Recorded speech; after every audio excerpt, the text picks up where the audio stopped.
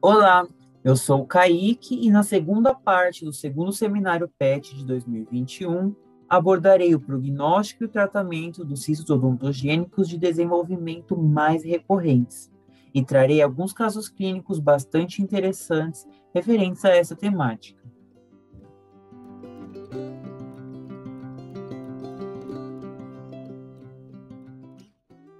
Como existem diferentes tipos de cistos odontogênicos de desenvolvimento com características clínico-patológicas individuais, o tratamento varia de acordo com o tipo de cisto, o estágio de seu crescimento e sua localização, podendo-se recomendar métodos cirúrgicos menos invasivos e, em casos mais graves, também pode ser recomendado procedimentos mais invasivos. O tratamento dos cistos do complexo maxilomandibular é majoritariamente cirúrgico e focado para a máxima preservação das estruturas ósseas e dentais, de feixes vasculo-nervosos e cavidades naturais. 3 técnicas têm sido preconizadas para se obter o sucesso nesse tratamento. A marsupialização, que é a técnica que preconiza a transformação do cisto em uma cavidade acessória à boca, através da remoção de porções iguais de tecido gengival ou tecido ósseo e da cápsula cística, visando a reparação por segunda intenção. Essa reparação óssea é possível, pois ao se comunicar a cavidade cística com a boca, elimina-se a pressão interna, que é responsável pelo crescimento da lesão. Essa técnica é indicada para cistos grandes que põem em risco estruturas nobres, como as cavidades naturais, o seio maxilar ou a fossa nasal, estruturas ósseas, dentes e feixes vasculonervosos.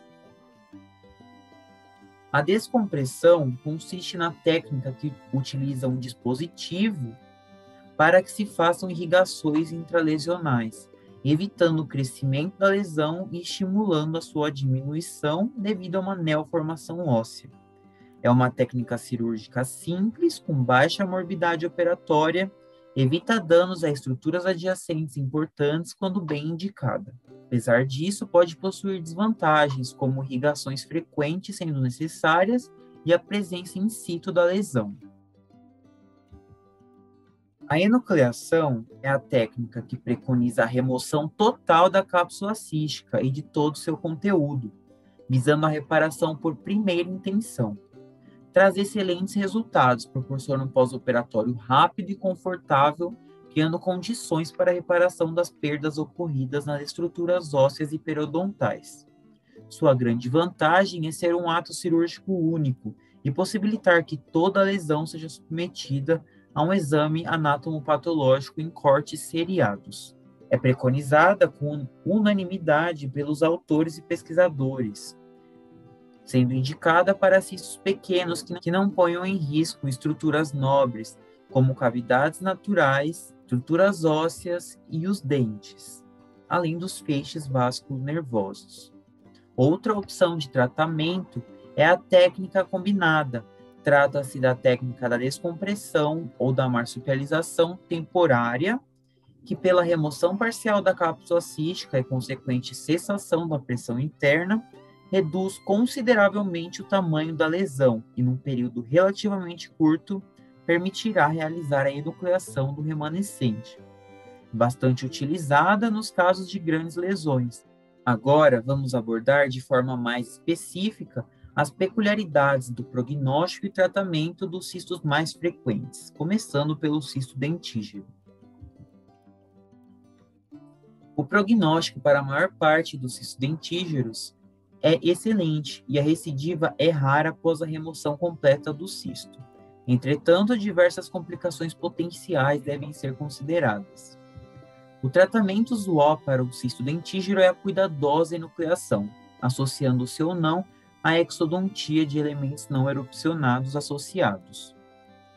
Se a erupção do dente envolvido for considerada possível, então o mesmo pode ser deixado em seu leito após a remoção da cápsula cística.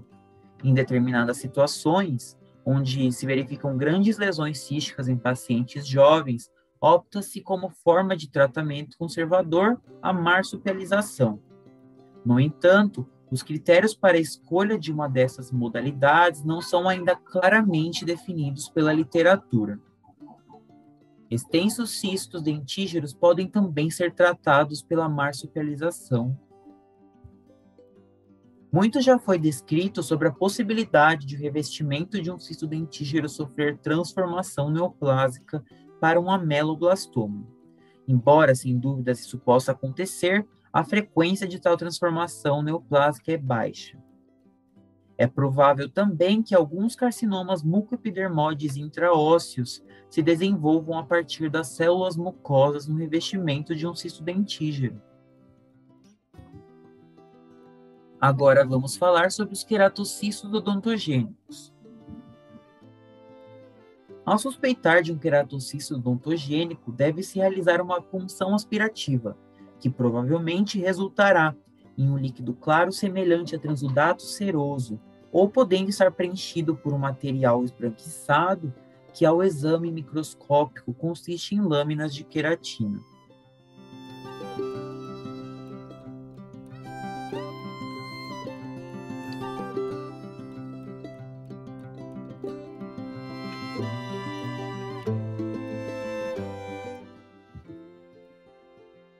Embora a presença de um queratocisto possa ser suspeita nos aspectos clínicos e radiográficos e do resultado da punção aspirativa, a confirmação histopatológica é fundamental para a confirmação do diagnóstico e para a análise das características microscópicas do cisto, já que elas podem interferir no prognóstico, como, por exemplo, a presença de cistos satélites na cápsula cística, o que associa o cisto a maiores chances de recidiva. Em contraste a outros cistos odontogênicos, os queratocistos têm tendência de recidiva após o tratamento. A frequência descrita de recidiva em vários estudos varia de 5% a 62%. Múltiplas recidivas não são incomuns. Apesar de muitos queratocistos recorrerem dentro do período de 5 anos após a cirurgia inicial, um número significativo de recidivas pode não se manifestar até 10 anos ou mais após o procedimento cirúrgico original. Portanto, o acompanhamento clínico radiográfico é necessário e fundamental a longo prazo. Esses índices elevados de recidivas se devem a fragmentos do cisto original que não foram removidos no momento da cirurgia ou a um novo cisto que se desenvolveu dos restos da lâmina dentária na região do cisto primário. Não se pode determinar com certeza isso. Vários métodos de tratamento têm sido relatados desde o conservador à cirurgia radical. Somente a enucleação ou somente a marsupialização estão relacionados a um grande número de recorrência. Vários adjuntos terapêuticos têm sido descritos para tentar diminuir o potencial de recorrência dessas lesões, incluindo osteotomia periférica, tratamento do sítio cirúrgico com a solução de Carnot, eletrocauterização, crioterapia e até mesmo ressecções. A descompressão ou marsupialização, como podemos observar na imagem, apresentam uma elevada taxa de sucesso em relação aos tratamentos agressivos, pois promovem uma menor morbidade e preservam estruturas importantes, como unidades dentárias e nervos. Porém, quando associadas a segundos momentos cirúrgicos para a enucleação completa do cisto.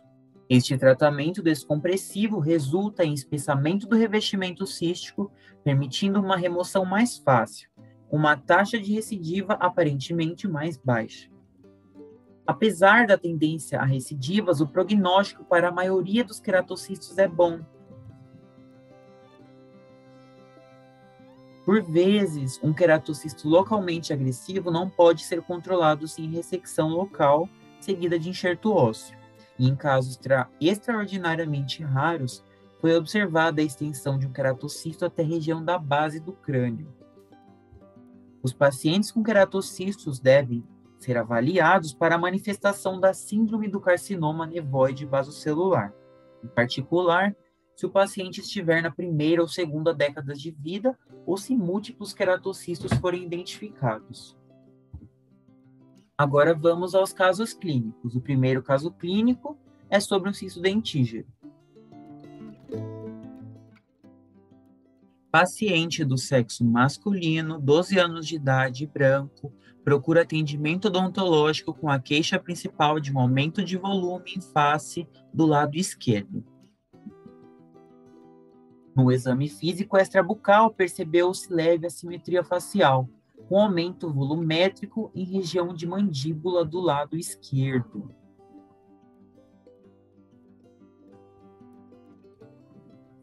No exame intrabucal, observou-se um abaulamento na vestibular do 75, endurecida a palpação, com mucosa de coloração normal e assintomática. A partir da análise de uma radiografia panorâmica, observou-se que o paciente apresentava uma lesão radiolúcida, unilocular de bordas bem definidas e radiopaca, em região de corpo de mandíbula do lado esquerdo, associado ao dente 35 não irrompido.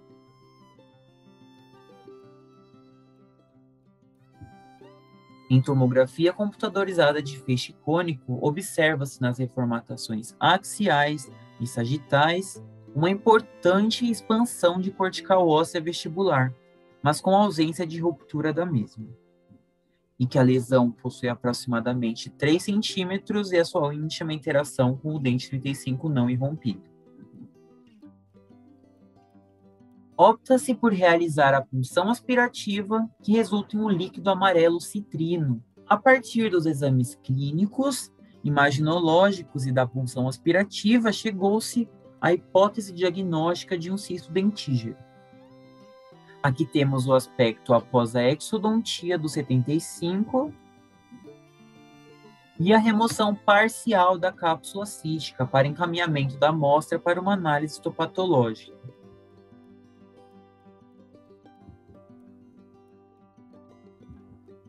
Realiza-se também a marsupialização com a sutura da cápsula cística na mucosa, mantendo essa janela cirúrgica aberta. Realiza-se uma irrigação abundante, constante, com soro fisiológico nessa janela. Aqui temos o aspecto após a remoção dos pontos. E em um pós-operatório de 7 dias, observa-se um aspecto da ferida cirúrgica, sem sinais flogísticos, e observa-se que há uma progressão da trajetória do irrompimento do 35. Os cortes microscópicos revelam cavidade cística revestida por epitélio estratificado, hiperplásico e com exocitose. Subjacentemente, na cápsula fibrosa de tecido conjuntivo fibroso, com um intenso infiltrado inflamatório mononuclear. Notam-se áreas também hemorrágicas e pigmentos de hemosiderina e vasos sanguíneos, sendo alguns congestos. Agora, em maior detalhe, observamos esse relevante infiltrado inflamatório mononuclear. Essa inflamação pode ser oriunda da região do ápice do dente descido, o que pode ter alterado as características histopatológicas de um cisto dentígero já existente no local. Como desfecho do caso, temos aqui o acompanhamento de alguns anos. Observa-se que o dente 35 irrompeu em cavidade bucal e entrou em oclusão de maneira fisiológica. Não foram mais detectados sinais de recidiva do cisto também. Agora vamos ao segundo caso clínico, referente ao queratocisto odontogênico.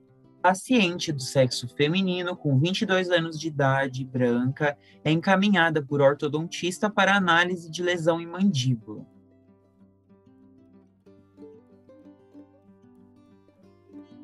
Clinicamente, percebe-se um abaulamento na vestibular do dente 32 ao 42, firme a palpação e também um abaulamento na lingual, sensível ao toque. Numa tomografia computadorizada de feixe cônico, observa-se uma lesão hipodensa com halo hiperdenso em região anterior de mandíbula, do 35 ao 44, com aspecto multilocular. Observou-se também, através destas informatações sagitais, uma expansão e perfuração de cortical óssea. E nessas outras informatações da direita, observa-se e evidencia-se o caráter expansivo da lesão.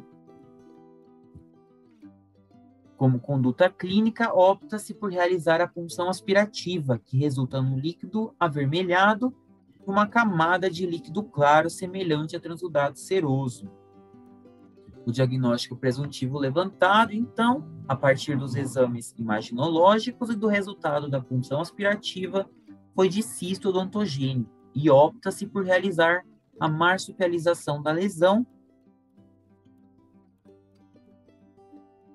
Na primeira imagem da esquerda, observamos a incisão realizada em fundo de sulco e o descolamento da mucosa. Em seguida, realiza-se a osteotomia com cinzel, expondo de forma mais clara a cápsula cística. Realiza-se, então, a remoção de parte desta cápsula cística para o encaminhamento deste material para uma análise histopatológica. E a sutura da cápsula cística com a fibromucosa, mantendo essa janela cirúrgica. Cortes microscópicos revelam uma cavidade cística virtual revestida por epitélio estratificado paraqueratinizado sem cristas epiteliais, com células da camada basal empaliçada e hipercromáticas. Na cápsula fibrosa, observa-se cistos satélites. E o diagnóstico estabelecido, então, foi de queratocisto odontogênico, e optou-se por um segundo momento cirúrgico para realizar a enucleação do cisto. Nessa imagem, observamos o pós-operatório de 1 ano de marsupialização. Observamos a ausência de sinais de infecção na janela cirúrgica.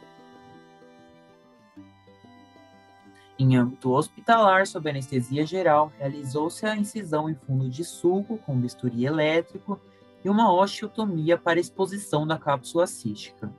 Em seguida, realiza-se a enucleação da cápsula cística, que possui um aspecto friável. Após a remoção completa da lesão, realizou-se uma importante curetagem óssea. Aqui temos o acompanhamento radiográfico de 1 ano e observa-se uma boa neoformação óssea, com ausência de sinais de recidiva. Nesta radiografia periapical, observa-se a manutenção de uma região radiolúcida, que, por não ter se expandido, levantou-se a hipótese de ser apenas uma cicatriz fibrosa. Entretanto, após 4 anos do último acompanhamento, a paciente retorna com a queixa de quadros intermitentes de dor moderada e sensibilidade aumentada na região anterior de mandíbula.